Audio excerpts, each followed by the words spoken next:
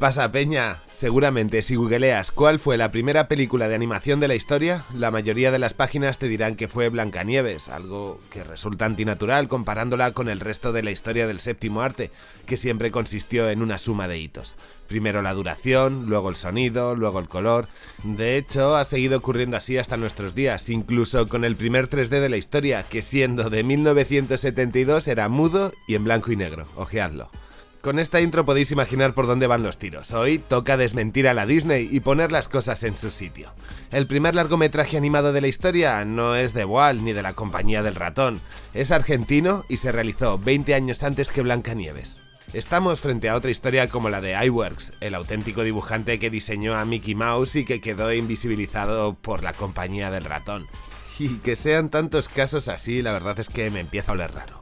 En esta ocasión el mérito se lo robaron a un ítalo-argentino llamado Quirino Cristiani. Su desaparición de los libros de historia no fue un despiste ni fruto del desconocimiento, sino que se debió a una suma de causas que ahora veréis.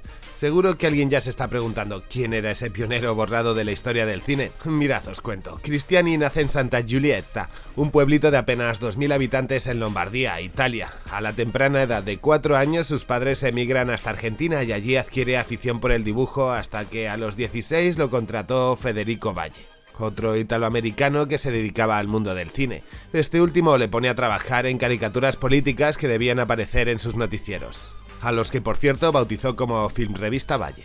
Y aquí hay algo curioso porque lo realizaron como 40 o 50 años antes de que empezase la televisión, así que ¿para dónde iban? Bueno, pues iban para los cines. De hecho, se podría considerar el primer telediario argentino. Realmente diario no, porque aparecía una vez semanalmente todos los jueves a las 5 de la tarde, aunque si ocurría algún acontecimiento especial sacaban, por supuesto, ediciones extras. En total sumaron 657 y se realizaron en mudo hasta 1930. A partir de ese momento pasó a llamarse Actualidades Sonoras Valle, un proyecto que no duró demasiado porque este empresario entró en bancarrota al gastar todo su capital en crear películas educativas destinadas a las escuelas. A la dictadura de 1930 eso no le parecía buena idea. Volviendo con Cristiani. Federico Valle le dice que las viñetas están bien, pero no es lo más apropiado. Le falta como movimiento, así que le solicita que haga dibujos animados. Escuchad cómo fue toda esta historia del propio Quirino. Cuando Valle vio eso, me dijo: Cristiani, dice, el dibujo está muy bien y va a tener éxito, pero el cine es movimiento y no admite un dibujo fijo. Hay que darle movimiento, hay que mover eso. ¿Sí? ¿Y cómo se hace? Y estúdielo. Y eso hizo, se puso a estudiar la poca animación que estaba a su disposición, como las fantasmagorias de Milcol. Calculó los frames por segundo y empezó a diseñar su técnica que posteriormente patentaría. Primero dibujaba al personaje y luego le cortaba las extremidades que cosía con un hilo negro para que no se viesen, así lograba moverlas. Después lo colocaba sobre un pizarrón negro e iba tirando fotos con una cámara vieja. Este autor se valía de palancas y botones con los que poder trabajar solo, vamos, una locura. Entonces se me ocurrió de la cartulina donde estaba el dibujo recortar la figura de Irigoyen, que queda separada como y recortarle del brazo, del cuerpo, recortarle el brazo. Luego uniendo el brazo al hombro, y el brazo tenía movimiento. Estamos frente a una técnica que no se encontraba ni en Europa ni en los Estados Unidos, es decir, que es autóctona de Argentina. Vamos, uno de los pioneros del cine, un inventor. Así crea la intervención en la provincia de Buenos Aires, su primer trabajo. De esta animación solo ha sobrevivido una imagen que pertenece a otro caricaturista muy famoso en esa época llamado Diógenes Taborda. Este dibujante, que tenía mucho talento y poca paciencia, se limitó a hacer los dibujos principales, dejando la parte técnica a Cristiani. En ella vemos a Irigoyen, líder del partido Unión Cívica Radical y en ese momento presidente del país, en una imagen en la que sale con una gorra blanca, símbolo del partido, y con unas pantuflas porque es un revolucionario de andar por casa, ahí bien metida. El éxito de esta pequeña pieza de animación hizo que Cristiani y Valle considerasen dar un salto y hacer solamente animación sin estar integrada dentro de los noticiarios, y decidieron poner en marcha un largometraje titulado El Apóstol, una crítica política protagonizada por el presidente. Sí, el mismo Hipólito Yrigoyen que protagonizó el anterior trabajo. Para realizar El Apóstol, Quirino realizó 58.000 dibujos a 14 cuadros por segundo y con un volumen de 1.700 metros de película, con el mérito adicional de haberlo hecho él solo, llenando 93 minutos de metraje. La película fue de un gran éxito, gozaba de imágenes espectaculares como un incendio de la ciudad de Buenos Aires que habían construido en maqueta con más de 80 barcos y 16 manzanas. Imaginaros qué impactante debió de ser ver eso. Y permaneció casi un año en cartelera. Durante los 6 primeros meses, por cierto, se transmitía 5 veces al día en varias salas de Buenos Aires. A día de hoy no se conservan copias, aunque teniendo en cuenta la cantidad de cinta que se lanzó, es posible que en alguna colección privada exista algo. Otra cosa es que alguna vez lo veamos el resto de mortales. Lo que sí que se conoce es su argumento. De hecho, en un documental titulado El misterio del primer largometraje de animación de un tal Zucchelli, el propio Cristiani explica de qué va. ¿Queréis oírlo? Me imagino que sí. Ahí viene. Se tomaba la caricatura de Yrigoyen, pero de una forma muy amable, ¿no? Se presentaba como un apóstol que el pueblo no lo quería, entonces él subía al Olimpo y a Júpiter le pedía los rayos de la destrucción para castigar a Buenos Aires, y todas esas cosas, ¿no? El film tuvo un éxito extraordinario. Animado por ese éxito que menciona el propio Cristiani, lo ve claro: enfocar la animación al contexto político y convertirlo en la profesión de su vida. Su segunda película fue Sin dejar rastro, del año 1918. Irónico nombre porque de ella no se tiene nada. En esta cinta presenta al Monte Protegido, que es un buque mercante argentino hundido el 4 de abril de 1917 por un submarino alemán. No se conoce mucho de ella porque el gobierno mandó sacarla de cartelera para no enemistarse con las autoridades alemanas. De hecho, fue secuestrada el día de su estreno y la hicieron desaparecer para siempre. Por desgracia, esta animación tiene el hito de ser la primera película censurada de la historia del cine argentino. Eso no le desanimó y siguió trabajando. Su siguiente gran proyecto se tituló Peludópolis. El metraje recibió este nombre porque la oposición al gobierno llamaba al presidente El Peludo. En Argentina, el peludo es un tipo de armadillo muy tímido y así debía ser el carácter de Yrigoyen, un tipo que al igual que el animal evitaba relacionarse con los humanos. Bueno, en este caso Yrigoyen no se relacionaba con su electorado.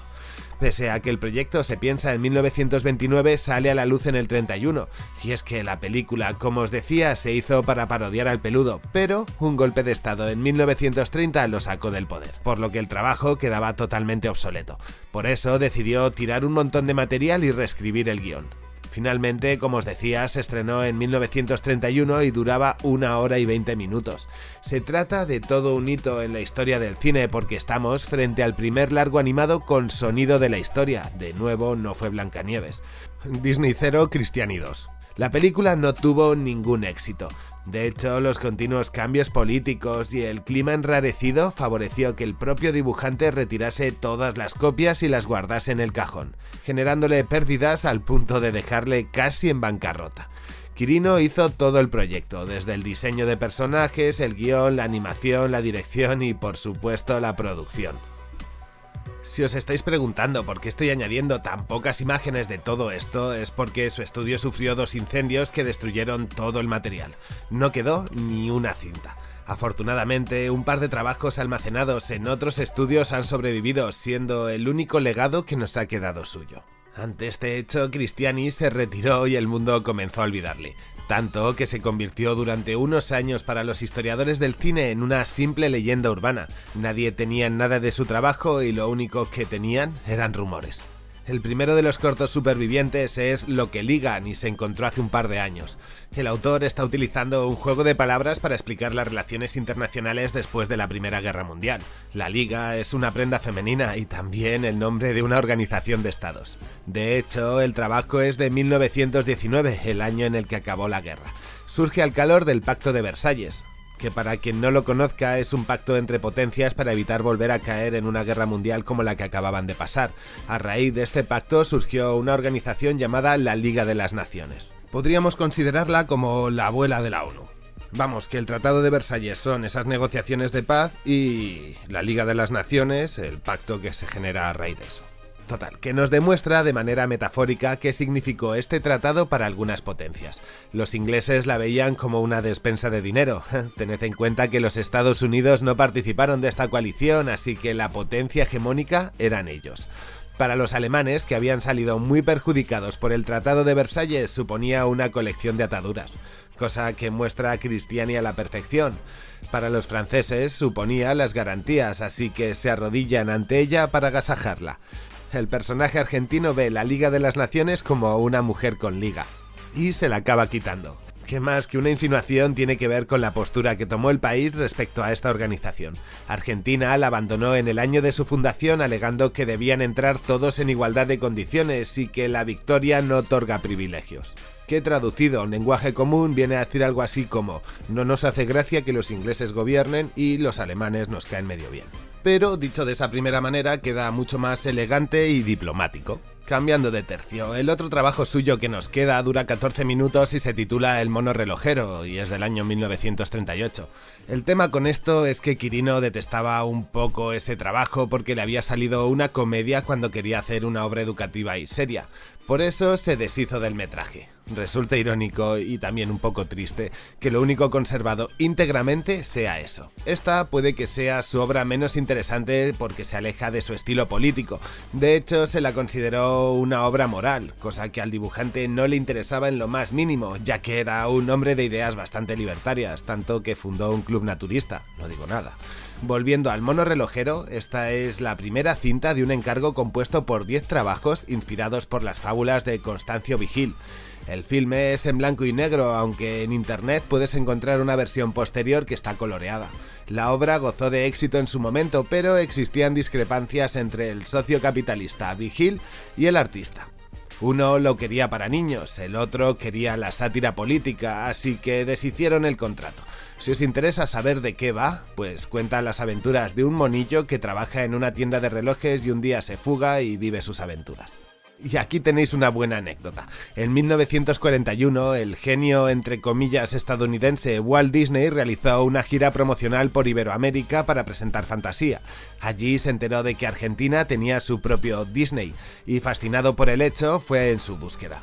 De esta manera, el famoso productor estadounidense conoció el cine de Cristiani y quedó muy sorprendido, no solo por la técnica, sino porque todo el trabajo lo realizaba una persona, mientras que él, para lanzar sus largometrajes, requería de un equipo que además solía ser gigante. Finalmente concretaron una cita donde se conocieron e intercambiaron opiniones.